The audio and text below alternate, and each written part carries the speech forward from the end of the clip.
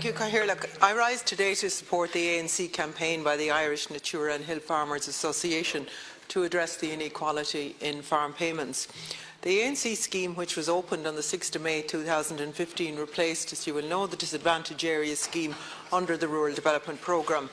It's funded by the ERDF, which means it's co-funded 54% from Brussels and 46% from the National Exchequer, and there are 95,000 farmers across the state participating in it. And a review, including a scientific mapping exercise, is currently taking place and should be completed by the end of June this year. The level of constraint will be determined by the mapping exercise, and socio-economic factors will no longer be taken into account. I believe the three-point plan advocated by the Irish Natura Hill Farmers Association is the best way to address the inequality that has existed since the debacle of the single farm payment reference years in 2001 and 2002.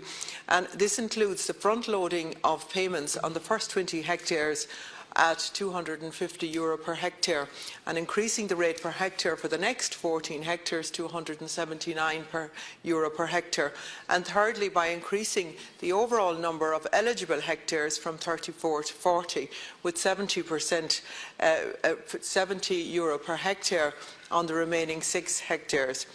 The overall budget needs to be increased from the €220 million committed under the programme for government to €300 million, and this can be done from the unspent rural development funds, and that's estimated to be over the lifetime of the programme about €400 million.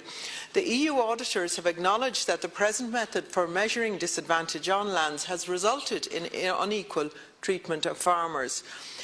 This saw some farmers overpaid and others underpaid relative to the constraint on the farm. The ANC review seeks to remedy this through a scientific-based method based on 8 biophysical constraints. So today I'm asking that Minister Creed come into the House to discuss this review. The ANC payment must do what it says on the tin. It must reflect the level of natural land constraint, and above all, this review must be used to right some of the wrongs done to farm families in the most severely disadvantaged areas. Before I finish, Cathaoirleach, I want to send solidarity to those on the picket line at Hastings Garage in Westport. They are no different from the Bus Éireann strikers or no different from the Tesco strikers. We are now in the 4th week of this strike. Again, I am appealing to Tim Hastings and to Volkswagen Ireland to implement the full terms of the Labour Court recommendations before the SIP2 rally organised for Saturday, the 4th of March. This is an important struggle for all workers as it concerns fundamental issues such as the right to redundancy entitlements and an employer respecting the state's industrial relations institutions. This is not what Westport needs, not what Mayo needs, not what the striking workers and their families need, and what any of the workers need.